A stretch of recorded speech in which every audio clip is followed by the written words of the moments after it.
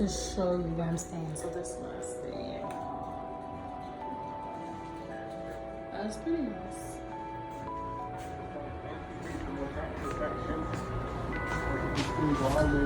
You already know what time it is. Sun's shining. Today is going to be a beautiful day. I'm so ready.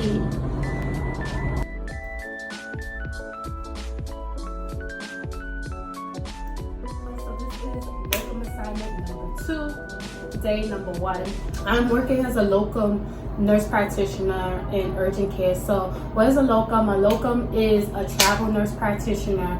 We're not stationed as a staff nurse in one clinic and all of that stuff. So we basically go from hospital to hospital or clinics to clinics every like 3 to 6 months, or maybe just covering like once a week for a provider that's out, or covering a maternity leave. It's basically whatever needs is needed at that clinic that you're going to. You'll be there for quite some time. I came in last night, I checked into my hotel, and I'm currently about to head to work right now. My assignment is beautiful. It's an urgent care, and I'm an urgent care provider by heart. I love urgent care, but it's beautiful because it's Tuesday, Wednesday, Thursdays that I work, and I work 2 Saturdays a month.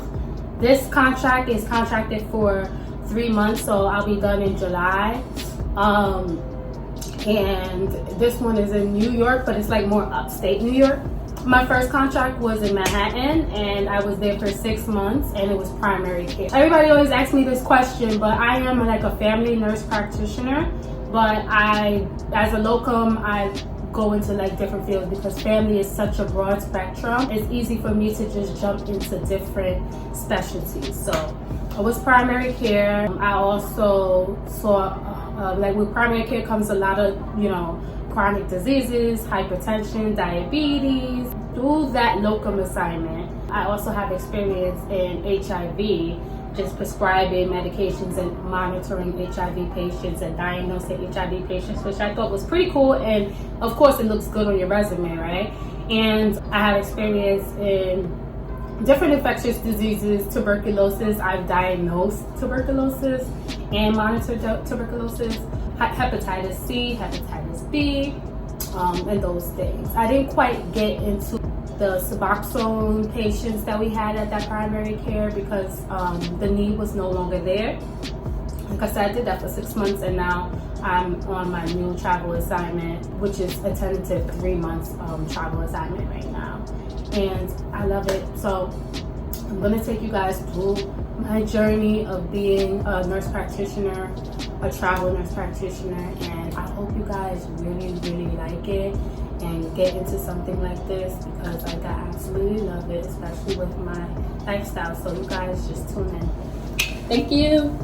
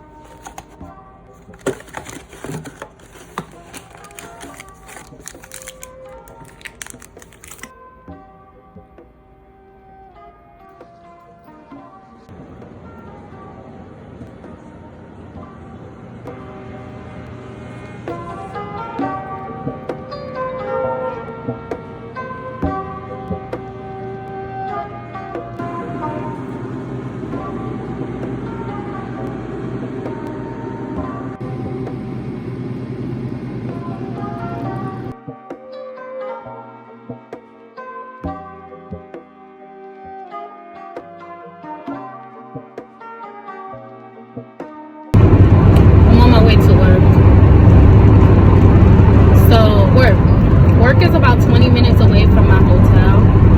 I am from New York City, but this assignment is like an hour and like 15 minutes away from home for me. So I had asked them to put me in a hotel during my assignment. And it's easier for me because I work Tuesday, Wednesdays, and Thursdays, and then I could go home Friday, Saturday, Sunday, and Monday, and my dad or myself, I would cook like home for the week and then bring it back to work so I can be good for the whole week. Normally I'll buy like little snacks, which I'm going today. I'm going to buy some snacks today at Walmart. But normally I buy like little snacks for the morning, like what you guys saw earlier, the yogurt, maybe like the yogurt drinks or a bagel or a protein bar or something like that in the morning. And then I may like omit lunch. Sometimes I eat twice a day, so it's not like too bad, I guess. And then I'll eat the dinner like on my break or something like that. So I started working this assignment during a little bit before coronavirus. I got hired for the assignment, and now we are a coronavirus facility, right? So now most of the patients are staying home, and there's telehealth providers behind the scene that's actually working, on the patients and stuff like that, on primary care and urgent care. Like the patients will call in. So basically the whole telehealth thing, the patients will call in, and if the primary care provider feels that the patient needs to go get seen at urgent care, coronavirus or not, they will come to urgent care. But otherwise, we're encouraging everybody to really stay home. And we do have like the coronavirus walk-in patients that come in. I'm going to show you guys like the setup and things like that. As an urgent care provider, I do have to see those patients, evaluate those patients, and determine if they meet requirements for the coronavirus.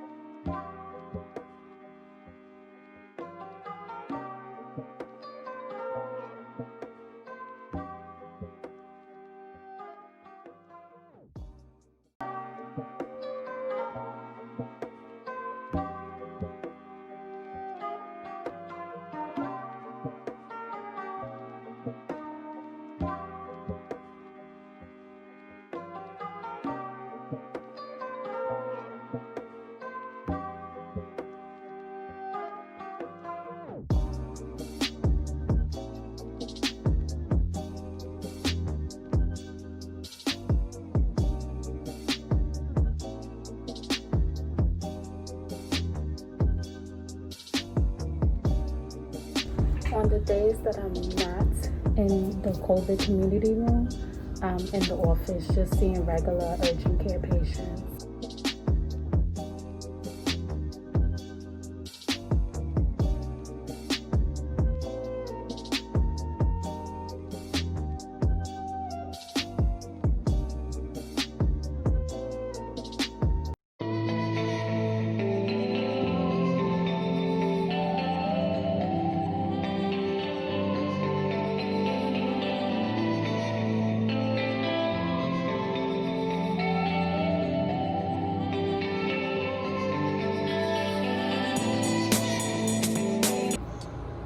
I had a very, very, very long day.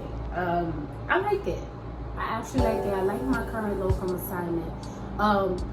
I've done urgent care before, but I was a staff nurse. This is like my first locum urgent care assignment. My last assignment was in primary care, and I love urgent care. Like, I like the acute cases that come in. I came from an ICU background, so I like the kind of adrenaline rush kind of patients. So the acute cases that comes in, like, get them in and out, treat them, monitor them, decide whether they can go back home, whether they have to go to the hospital, whether they got to follow up with their primary care, whether they have to see a specialist, but most of the acute cases. So today we had a little bit of everything. Like, we still had like the coronavirus patients, possible patients that came into the community room, which I was in most of the day. On the other side of my assignment, it's like where we see the regular urgent care kind of patients. Those are like your possible pregnancies, STDs, ear irrigation, otitis media, sinusitis, asthma exacerbation, those kind of like patients, lacerations, suturing, and things like that. So those patients are on the other side of my urgent care in the clean rooms. But it was a little bit of that, and then on top of that, we still had like the telehealth patients. Those are the patients that were seen via telehealth by their primary care provider, and because it's seen through the video, if the primary care provider feel like they need further evaluation, they would send them to urgent care for like actually hands-on physical evaluation by me. The other thing I like about this urgent care is we have an x-ray machine, and that's a pretty big deal. That's a pretty big deal, because my last urgent care, we didn't have like an x-ray tech or anything like that. So any cases where we thought that they may need an x-ray or something like that, we had to send them out to like a diagnostic facility. Then it comes back in. It doesn't even come back in fast. It comes back in the next day or something like that. Or if the case is bad, then we will have to send them to the emergency room. So that gives us a little bit like of a wiggle room to have like x-ray. We also have ultrasound, so that gives us more wiggle room as well. I'm in my hotel, guys. I can't wait to go to bed. It's been a long day. But before I go to bed, I wanted to touch base with you guys a little bit about being a travel nurse versus being a travel nurse practitioner, aka a locum tenens. So I always get this question, like, what made me become a locum? I like the flexibility, I like the freedom, I love the pay, and I like the experience. So so far I got experience in primary care with infectious disease patients that have hepatitis B, tuberculosis, HIV management. I've done that, PrEP. I'm also doing a lot of like acute care cases as well.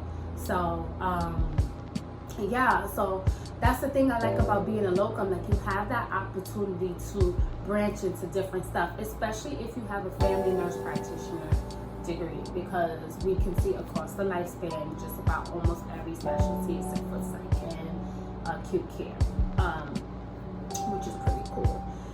And then the other questions I always get is the difference between a travel nurse and a locum. In my last video, I spoke about how the process is to find the locum job, but I wanted to touch base a little bit more deeper.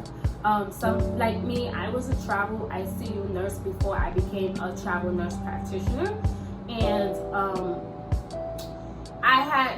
I wanted to do that. That was something that I wanted to branch into, and I had looked it up, and I came across a blog of a travel nurse practitioner, a locum tenens, as some may know. And I started following that blog, and I'm like, damn, she's been here, she's been there, she's been in the Minute Clinic, she's done primary care, she's done hospitalist.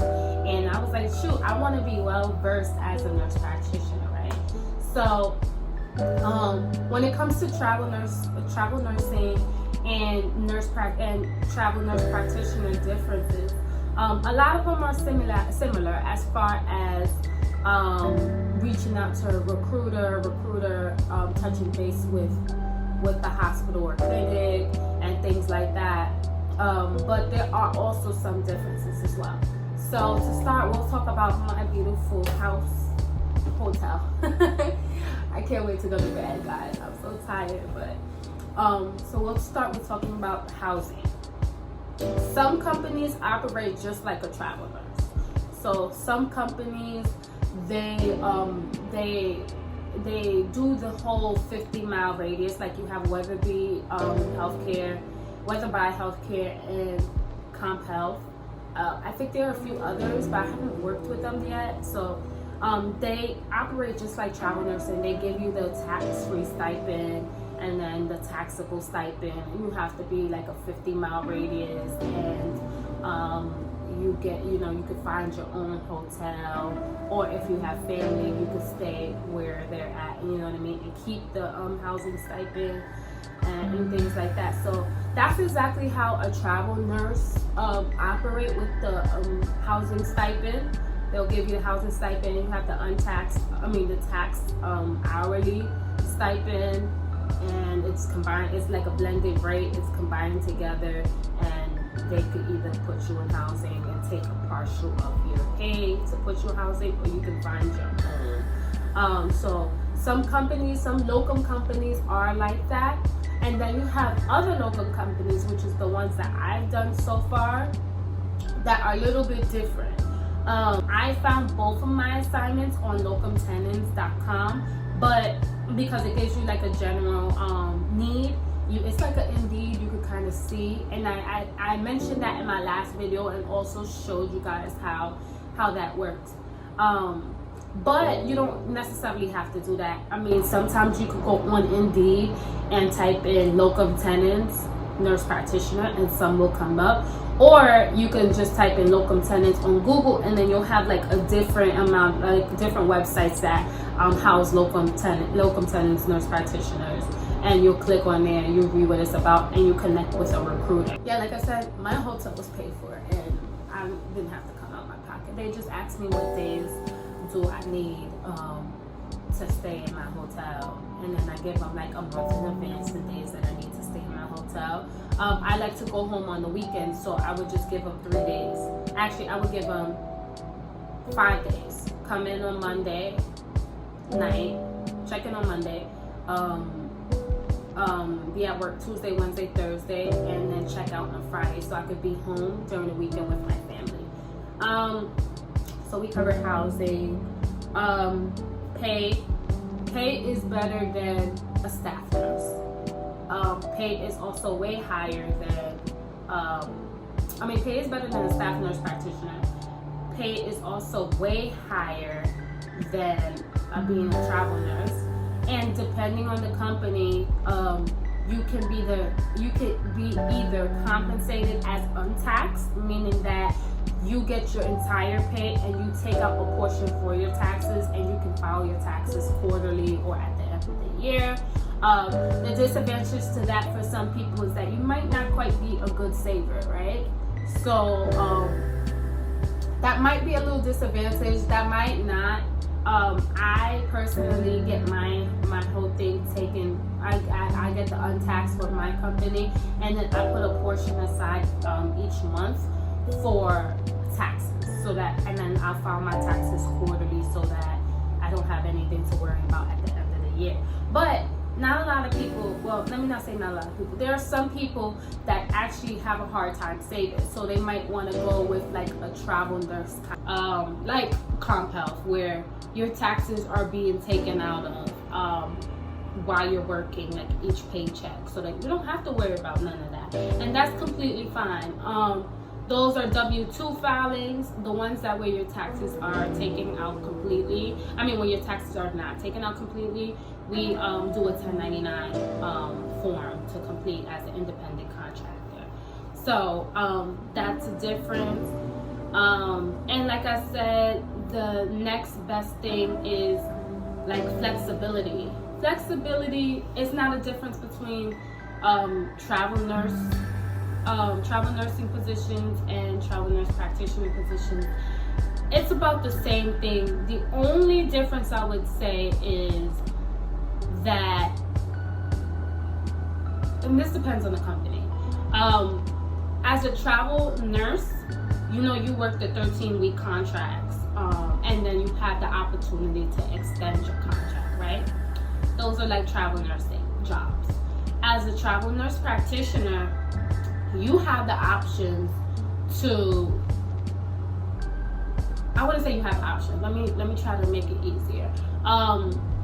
There are some assignments, depending on the facility, that wants you to work for 3 months minimum, which is just like travel nursing, the 13-week, 3-month minimum contract. But there are other facilities that just want you to cover for 2 weeks.